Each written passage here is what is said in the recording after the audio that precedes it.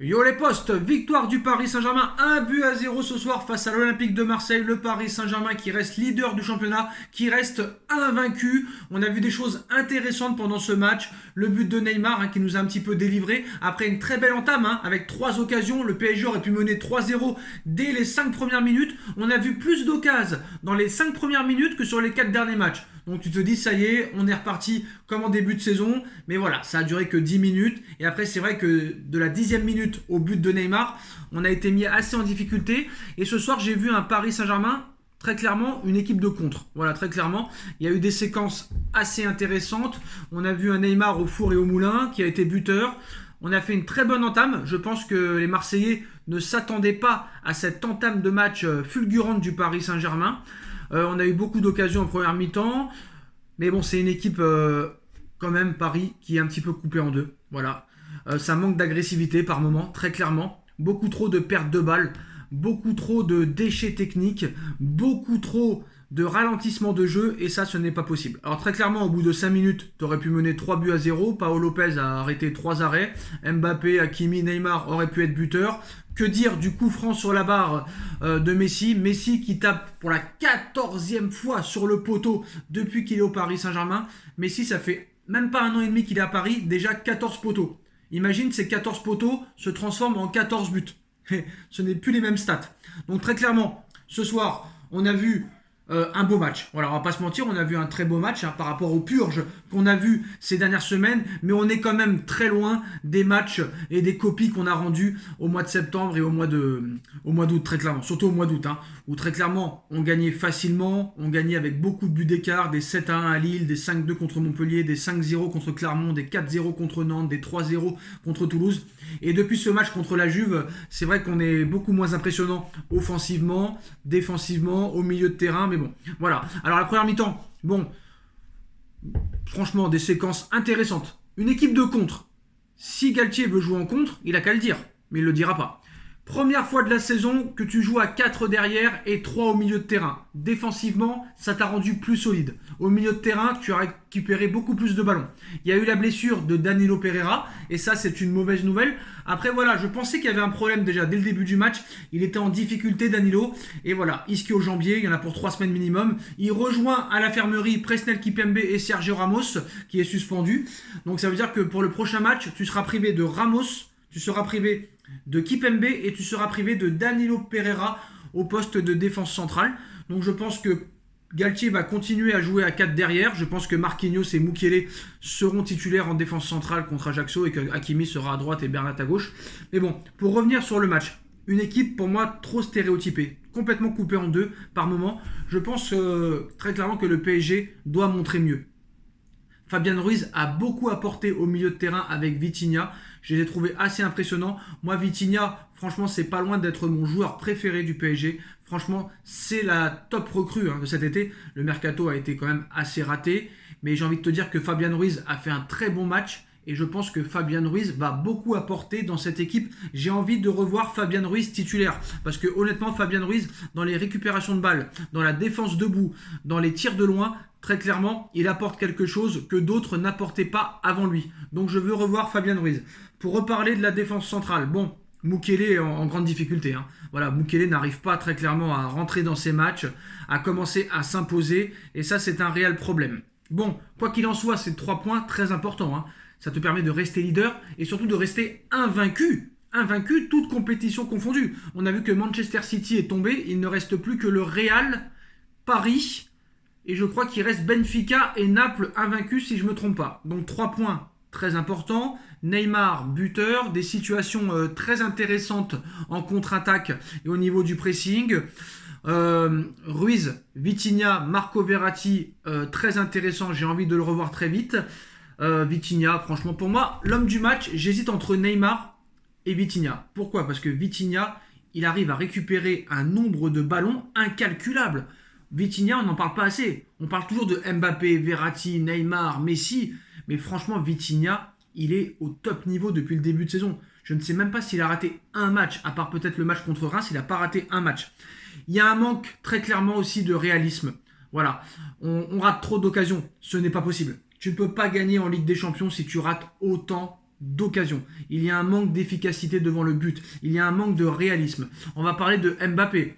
Mbappé, combien d'opportunités ce soir? Combien d'opportunités? Combien d'occasions ratées? Combien de frappes ratées? Combien de mauvais choix? On a vu aussi, lors d'une occasion, dans une contre-attaque à la 85e, que très clairement Neymar aurait pu passer le ballon à Mbappé à la 85e, mais qu'il l'a complètement oublié. Il y a une très bonne relation, une très bonne entente entre Messi et Neymar. Bon, ça, on pouvait s'en douter. Mais en tout cas, voilà. Neymar et Mbappé ne se sont pas trouvés. Messi et Mbappé ne se sont pas trouvés. Mbappé a toujours voulu, sur son côté gauche, faire la différence. Lui qui a joué sur la gauche tout le match, il ne peut pas se plaindre cette fois. Il a tout raté. Voilà. 0 but, 0 passe décisif ce soir pour Mbappé. 0 passe décisive pour Mbappé depuis le début de saison. Donc on pense réellement qu'il y a un problème Mbappé, quoi qu'il en soit. Très clairement. Sourire ou pas ce soir, très clairement il y a un problème Mbappé. Mais je pense que tu ne pourras pas continuer à jouer comme ça toute la saison. Certes, en Ligue 1, tu peux. Mais là, très clairement, ce qu'on voit depuis maintenant plusieurs semaines, ce n'est pas exceptionnel. Et moi, je ne prends pas de plaisir à regarder le Paris Saint-Germain. J'ai pris plus de plaisir ce soir que lors des matchs précédents, ça c'est sûr. Parce qu'à un moment donné, la médiocrité, tu ne peux plus tomber plus bas. C'est plus possible. Mais là, voilà. À part les 3 points, à part un Neymar que je ne reconnais pas, très clairement. Voilà, Neymar qui est très très bon depuis le début de saison. Neymar, meilleur buteur du championnat, meilleur buteur de la Ligue 1.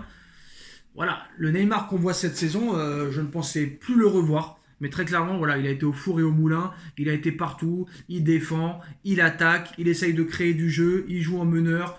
Honnêtement, il essaye de passer le ballon à tout le monde. J'ai envie de te dire, le Neymar, même à 1 mois de la Coupe du Monde, il me surprend. J'aurais jamais pensé Neymar à ce niveau-là à 1 mois de la Coupe du Monde. Et on a vu en plus de ça, que sur le carton rouge de Marseille, le carton rouge de Gigot, Neymar s'est relevé. Et Neymar, cette année aussi, est beaucoup plus solide que les années précédentes. Avant, Neymar, sur ce tacle-là, même si sur le tacle, il n'y a pas grand-chose. Comme il y a volonté de blesser sur le carton rouge, Clément Turpin exclut Gigot. Mais tu vois sur le ralenti qu'il ne touche pas Neymar. C'est juste la volonté de faire mal qui met qu'il a le carton rouge. Voilà. Je pense que s'il n'y avait pas volonté de faire mal, il aurait aussi eu carton rouge, ça c'est sûr, mais il aurait pu avoir une grave blessure, Neymar, sur la faute de Gigot, parce que très clairement, Gigot vient pour le fracasser. Très clairement. Et là, à l'arrivée, c'est Neymar qui aurait fini en gigot d'agneau, je peux vous le dire. Donc maintenant, les postos, on a vu un Marco Verratti aussi très intéressant, qui revient à un bon niveau par rapport au match de Reims et au match de Benfica. C'est une équipe plus solide, mais franchement, voilà, je reste sur ma faim quand même. Je reste sur ma faim parce que moi, le PSG que j'ai envie de voir, c'est le PSG du mois d'août et le PSG de début septembre. Et pas le PSG depuis 8 ou 9 matchs. Parce que pour moi, c'est trop insuffisant. Il y a beaucoup trop de pertes de balles. Il y a beaucoup trop de déchets. Par contre, on va parler aussi du coaching de Christophe Galtier. Alors, il sort Neymar, il sort Messi. Il a les couilles de les sortir, très clairement. Pas de sortie de Mbappé. Est-ce que c'est les ordres d'en haut? Je ne sais pas. Carlos Soler qui rentre à la 86e minute, pour moi, ce n'est pas acceptable. En quoi Sarabia est meilleur que Soler? Bref, on verra par la suite. Mais je pense que Soler ne va pas être très content de sa situation. Les points positifs ce soir, pour moi, c'est Fabien Ruiz. Fabien Ruiz au milieu de terrain, moi j'ai trouvé assez impressionnant. Les 3 points. Donnarumma qui confirme aussi sa bonne forme. Donnarumma qui devient de plus en plus à l'aise. Les relances propres aussi. Les relances propres du Paris Saint-Germain sont aussi à dire parce que c'est très clairement risqué à chaque fois de jouer comme ça, d'essayer de relancer proprement. Et à l'arrivée, le PSG commence très clairement à être maître dans ce niveau de jeu-là. Et ça, c'est pas mal. Honnêtement, c'est assez séduisant de voir ça.